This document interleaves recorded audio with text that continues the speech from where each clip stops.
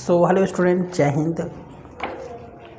Student, आज के इस वीडियो में हम लोग बात करने वाले हैं क्लास 12th मैथ्स का एक टॉपिक जिसका नाम है अवकलन।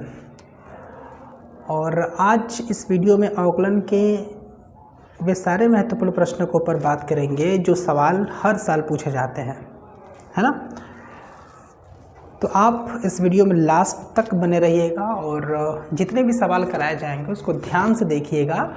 और साथ ही साथ इनमें किन फार्मूलाज़ का यूज़ हो रहा है, फार्मूलाज़ याद होने चाहिए, प्रैक्टिस करना पड़ेगा आपको, ठीक है। मैं बार बार हर वीडियो में मैं आपसे ये कहता हूँ कि बिना प्रैक्टिस का कुछ नहीं होने वाला है। सिर्फ वीडियो देखने से काम नहीं चलेगा स्टूडेंट, ठीक है ना। तो आप वीडियो के लास्ट तक बने रहिएगा और ध्यान दीजिए कि हमारे पास महत्वपूर्ण सवाल कौन कौन से हैं, ठीक है ना स्टूडेंट। तो देखिए, और साथ ही साथ मैं आपको बता दूं कि ये सारे प्रश्न 2024 के लिए ही है। अगर आप 2024 में परीक्षा देने वाले हैं, यूपी बोर्ड परीक्षा क्लास 12th की, तो आपको ये वीडियो लास्ट तक देखनी चाहिए, ठीक है ना। तो देखिए ज़रा सवाल क्या है हमारे पास। पहला सवाल है स्टूडेंट हमारे पास कि sine x to the power cos x का x के सापेक्ष अवकल गुणांक ज्ञात कीजिए। का x के सापेक्ष अवकल गुणांक ज्ञात कीजिए, ज्ञात कीजिए। ये सवाल है स्टूडेंट कि sine x to the power cos x का x के सापेक्ष अवकल गुणांक ज्ञात कीजिए। मैं एक बार चेक, ठीक है ना स्टूडेंट। यानी हमारे पास एक फंक्शन दिया हुआ है sine x to the power cos x और इसका हमें अवकलन करना है x के सापेक्ष। तो क्या करेंगे, सबसे पहले सॉल्यूशन देखिए ज़रा। इसको हम लिखेंगे माना y is equal to sine x to the power cos x। और आप ये जानते हैं कि किसी भी फलन का घात अगर x के रूप में है मतलब वो हमारा चरघातांकी फलन है, और चरघातांकी फलन का अवकलन करने के लिए दोनों पक्षों का लॉग लेना पड़ता है। तो आप दोनों पक्षों का लॉग लीजिए ज़रा। तो यहाँ मिलेगा लॉग y बराबर log sine x to the power cos x, ठीक है, ये आ गया। अब आपको एक प्रॉपर्टी पता है कि लॉग m का घात अगर n हो तो n क्या होता है, लॉग के आगे आ जाता है, गुणांक में आ जाता है, यानी कि n log m। तो अगर आप इस प्रॉपर्टी का यूज़ यहाँ पर करेंगे तो आपको मिलेगा log y is equal to cos x log sin x, ठीक। अब आप यहाँ से क्या करेंगे कि x के सापेक्ष में अवकलन करेंगे दोनों पक्षों का। चाहे तो आप यहाँ पे लिख सकते हैं कि दोनों पक्षों का x के सापेक्ष अवकलन करने पर, यानी कि d by d x of log y is equal to d by d x of cos x log sine x, ठीक है ना स्टूडेंट। अब देखिए ज़रा, लॉग वाई का अगर आप अवकलन करेंगे तो आपको मिलेगा 1/y d y by d x is equal to, यहाँ पर ये फर्स्ट फंक्शन है, ये सेकेंड फंक्शन है, ठीक है ना। तो फर्स्ट इंटू सेकेंड का डी बाई डी एक्स निकालते हैं तो क्या होता है, first function into d by d x of second function log sine x plus second function जस का तस log sine x into d by d x of first function जो कि है कॉस एक्स, ठीक है स्टूडेंट। तो अब देखिए तो आपको मिलेगा 1/y d y by d x is equal to cos x जस का तस। अगर आप लॉग साइन एक्स का जब अवकलन करने जाएंगे तो लॉग एक्स का d by d x 1/x होता है, यानी कि पहले तो आएगा 1/sin x इंटू फिर से साइन एक्स का जब आप अवकलन करेंगे तो आएगा आपको मिलेगा कॉस एक्स। मिलेगा कि नहीं मिलेगा स्टूडेंट, बिल्कुल मिलने वाला है यहाँ पे, ठीक है ना।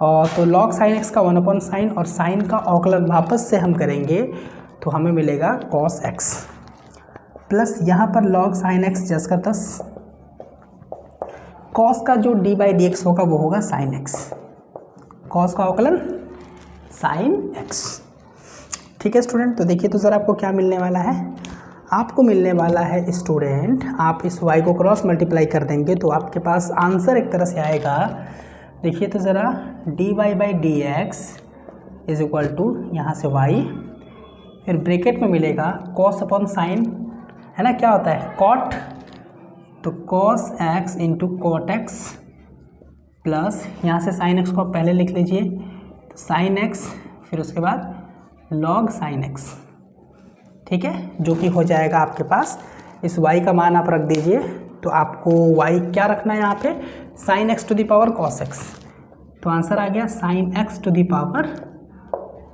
cos x, और फिर ब्रैकेट में यहाँ से देख लीजिए cos x cot x plus sine x log x sign x, ठीक है, तो ये हो जाएगा आपका आंसर स्टूडेंट, ठीक है ना।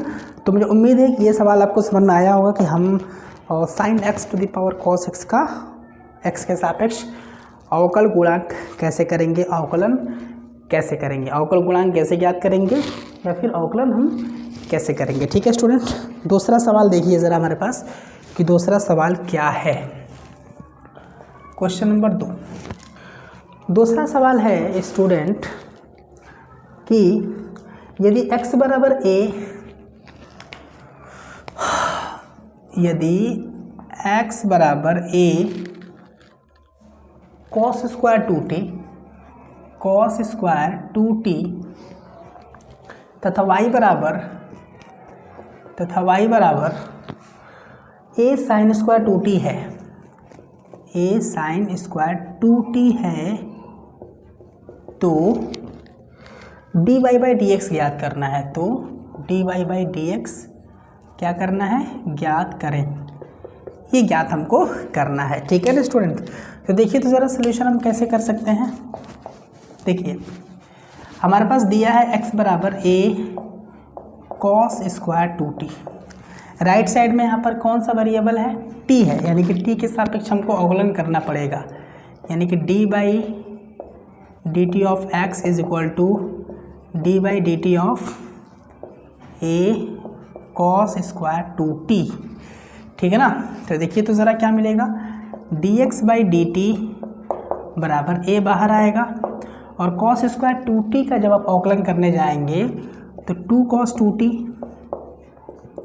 और इस cos 2t का फिर से अवकलन होगा तो आपको मिलेगा माइनस साइन, जो माइनस आगे लगा लेंगे, माइनस साइन 2t और अपॉन में, और फिर इनटू में 2 आ जाएगा यहाँ पर फिर से, यानी आपको मिलेगा 2 दूनी के 4, यानी कि माइनस का 4a cos 2t sign 2t, है ना, cos 2t साइन 2t, तो dx अपॉन dt कितना आ गया, -4a cos 2t sign 2t, ठीक है ना। ये आप मान लीजिए, इसको एक मान लीजिए, ठीक है ना स्टूडेंट। अब देखिए तो अब हमारे पास फिर से दिया हुआ है दूसरा फलन यहाँ पे y बराबर a साइन स्क्वायर 2t, तो इसमें भी राइट साइड में t वेरिएबल है, तो d बाई डी टी होगा दोनों तरफ, तो d by d t of y is equal to d by d t of a sine square 2t, this is equal to a आपका common आएगा, और साइन स्क्वायर 2t के जब अवकलन करेंगे तो सबसे पहले तो आपको मिलेगा 2 sign 2t,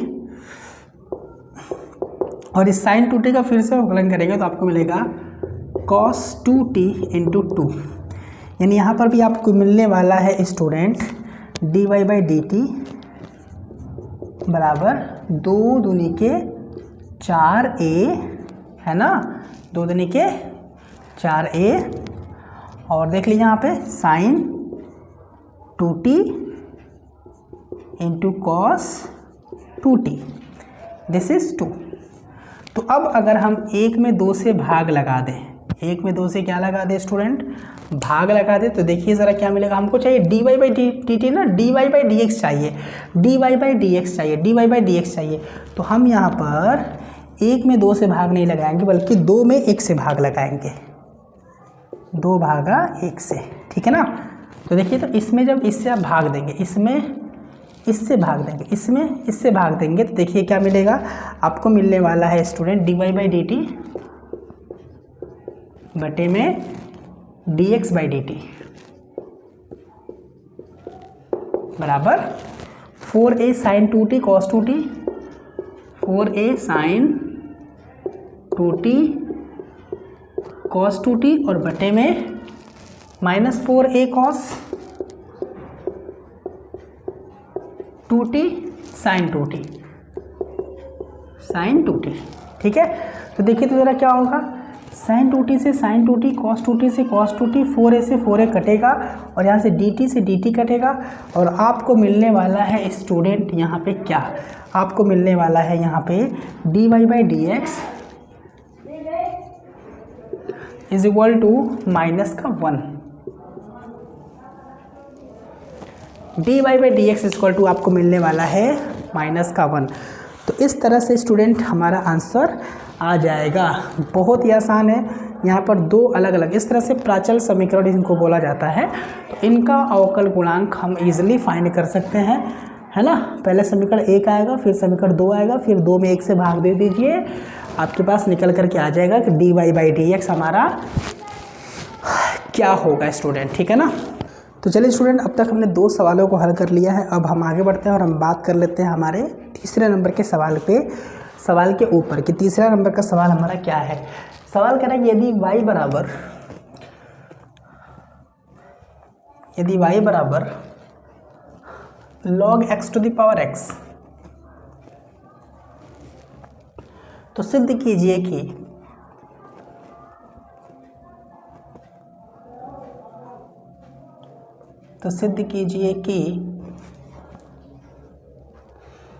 dy by d x is equal to 1 plus log x. ये सवाल है और ये बहुत ही ज़्यादा इम्पोर्टेंट सवाल है, लगभग हर साल पूछा जाता है ये, ठीक है ना स्टूडेंट। तो देखिए ज़रा हम कैसे कर सकते हैं इसको, कुछ नहीं करना, इसका अवकलन करना है और dy बाई डी एक्स देखना है कि 1 प्लस लॉग एक्स के बराबर आ रहा है कि नहीं आ रहा है। तो देखिए, तो y बराबर log x to the power x, तो आप इसे लिख सकते हैं y बराबर ये x आगे आएगा तो x log x मिलेगा। अब अगर आप dy बाई डी एक्स करेंगे दोनों पक्षों का, तो आपको मिलेगा यहाँ से, ये पहला फलन है, ये दूसरा फलन है, तो आपको मिलेगा dy बाई डी एक्स बराबर first into d by d x of second function plus second into d by d x of first function, ठीक है ना स्टूडेंट।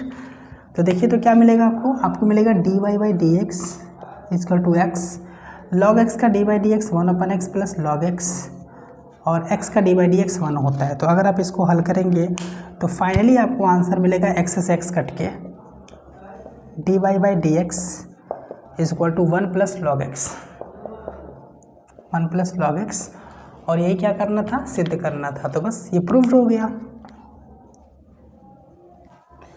ठीक है, एकदम लॉलीपॉप टाइप का क्वेश्चन था ये, ठीक है ना। दूसरा जो चौथे नंबर का सवाल है स्टूडेंट, मैं चाहूँगा कि ज़रा ये देखिए आप।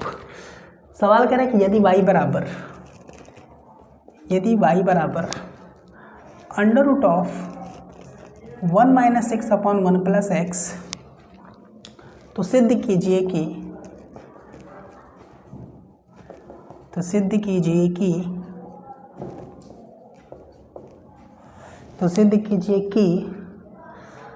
1 minus x square into d y by d x plus y is equal to 0, ठीक है ना स्टूडेंट। ये आपको क्या करना है, सिद्ध करना है कि 1 minus x square d y by d x plus y is equal to 0। देखिए ज़रा ध्यान से सॉल्यूशन, आपके पास दिया है y is equal to 1 minus x upon 1 plus x, तो क्या आप इन दोनों का स्क्वायर कर सकते हैं। तो आपको मिलेगा y square is equal to 1 minus x upon 1 plus x. मिलेगा कि नहीं मिलेगा स्टूडेंट, बिल्कुल मिलेगा, आप समझ सकते हैं इस चीज़ को, ठीक है ना। तो अब आप यहाँ पे इसको 1 नाम देंगे और इसी 1 का आप अवकलन करेंगे विद रिस्पेक्ट टू x के सापेक्ष में। तो देखिए तो आपको क्या मिलेगा, आपको मिलेगा d by d x of y square is equal to d by d x of 1 minus x upon 1 plus x, ठीक है ना। अब यहाँ पर डिवाइड रूल लगेगा, आप ये जानते होंगे कि डिवाइड रूल हम कैसे लगाते हैं जब भी अवकलन करना होता है। तो तो देखिए ज़रा, वाई स्क्वायर का जब आप अवकलन करने जाएंगे तो आपको मिलेगा 2y into d y by d x, बिल्कुल मिलने वाला है स्टूडेंट।